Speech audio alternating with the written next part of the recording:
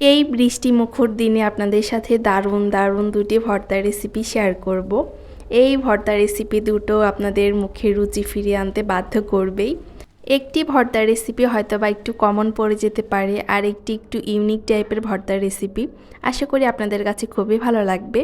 তার সাথে আমি শেয়ার করব আমি আমার বিজনেসের পার্সেলগুলো কিভাবে সারা বাংলাদেশে হোম ডেলিভারি দিয়ে থাকি। পুরো ভিডিও জুড়ে আমার সাথেই থাকুন। হ্যালো এভরিওয়ান, আসসালামু আলাইকুম। কেমন আছেন সবাই? আই হোপ সবাই খুব ভালো আছেন। আলহামদুলিল্লাহ, আমরাও আল্লাহর রহমতে আছি খুব ভালোই। নতুন দিনে নতুন আরও একটি ভ্লগ ভিডিও নিয়ে হাজির হয়ে গিয়েছি আমি আপনাদের মাঝে বাঁধন, চট্টগ্রাম থেকে। আমাদের চট্টগ্রামে 3-4 দিন যাবৎ একটানা বৃষ্টি হচ্ছে। যদিও অনেক ভারী বৃষ্টি যে তা না, কিন্তু সারাদিন বৃষ্টি লেগেই আছে। এই তো এখনও ঝিরিঝিরি বৃষ্টি পড়ছেই। আর শুরুতেই যে কচু শাকগুলো শেয়ার করলাম, কয়েকটা কচু শাক, ওগুলো কিন্তু আমার বারান্দারই কচু শাক ছিল। গত ভিডিওতে আমি শেয়ার করেছিলাম কচু শাকগুলো, আর বলেছিলাম যে এত অল্প শাক দিয়ে কি করব, এটা ভাবতে ভাবতে বড় হয়ে যাচ্ছে। আর সেই ভিডিওতেই ইভাবও আমাকে কমেন্ট করেছিল, আমাকে খুব সুন্দর একটা সাজেশন দিয়েছিল যে আপু তুমি এই কচু শাকগুলো কেটে ভাপ দিয়ে ফ্রিজে রেখে দাও, আবার যখন কয়েকটা হবে তখন একসাথে রান্না করে খাবে। আপুর এই বুদ্ধিটা আমার কাছে খুবই ভালো লেগেছিল। তবে আমি আবার চিন্তা করলাম যে একদম অল্প শাক ভাপ দিয়ে রেখে দিলে তো একদমই অল্প হয়ে যাবে, কবে আবার হবে না হবে, তার থেকে ভালো একটা রেসিপি বানিয়ে খেয়ে ফেলি। এই কচু শাকগুলো দিয়ে আজকে আপনাদের সাথে একটা রেসিপি শেয়ার করব, ভর্তার রেসিপি। আর এদিকে যে মাছগুলো দেখতে পাচ্ছেন এগুলো ছিল সামুদ্রিক মাছ। আদিতার বাবা যেখানে গিয়েছিল ওখান থেকে এই মাছগুলো এনেছিল। আমি চিংড়ি মাছগুলো শেয়ার করেছিলাম, আজকে এগুলো শেয়ার করছি কারণ এগুলো আমি বের করে নিয়েছি কেটে ধুয়ে রেখে দেওয়ার জন্য। এগুলো যেহেতু একদমই খোসা নেই, মানে সামুদ্রিক মাছে খুবই একটা সুবিধা আছে যে খোসা হয় না বেশি একটা। খোসা বলতে আঁশ হয় না, আঁশের কোনো ঝামেলাই নেই, খুব অল্প সংখ্যক মাছই আঁশ হয়। আর এই মাছগুলোতে বেশি একটা আঁশ ছিল না, কয়েক ধরনের মাছই ছিল, বেশিরভাগ ছিল ছুরি মাছ। এগুলো আমি এখন কেটে তারপরে ধুয়ে ফ্রিজে রেখে দিব, তাই বের করে রেখেছিলাম আগেই। আর এখন আমি চলে এলাম সেই ভর্তার রেসিপিগুলো শেয়ার করার জন্য।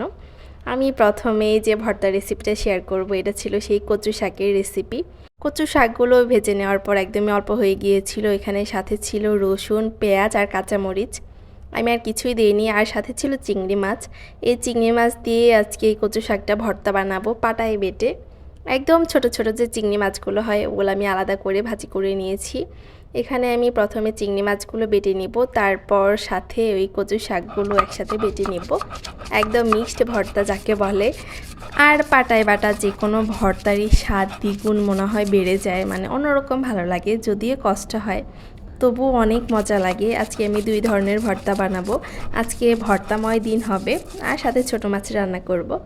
এই তো এদিকে আমি বাড়তে থাকি। আর একটা বিষয় আপনাদের সাথে শেয়ার করব, শুরুতেই বলেছিলাম যে অনেক আপুরে আমাকে কমেন্ট করে যে আপু তুমি যে পার্সেলগুলো মানে হোম ডেলিভারি দাও ওগুলো কিসের মাধ্যমে দাও। হয়তো বা আমি একটা ভিডিওতে শেয়ার করেছিলাম, অনেকে হয়তো বা স্কিপ করে যায় ভিডিওগুলো, তাই আবার প্রশ্ন করে। আবার কয়েক আপুর প্রশ্ন করেছিল যে আপু তুমি দারাজে কিভাবে অ্যাকাউন্ট খুলেছ, কিভাবে প্রোডাক্টগুলো সেল করো। আমি দারাজের ব্যাপারে একটা ভিডিও বানাবো, আজকের ভিডিওতে শেয়ার করব না।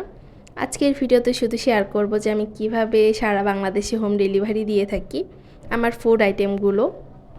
এইদিকে কিন্তু আমি কচু শাকটাও অ্যাড করে নিয়েছি, এই ভর্তাটা প্রায় কমপ্লিট, আরেকটা বাটা দিলে এই ভর্তাটা হয়ে যাবে। আরেকটা ভর্তা রেসিপিতে যাওয়ার আগে আপনাদের সাথে আমি সেই পার্সেলের ব্যাপারে একদম ডিটেলসে শেয়ার করছি। আমি বেশিরভাগ সময় স্ট্রিট ফাস্টেই হোম ডেলিভারিগুলো দিয়ে থাকি।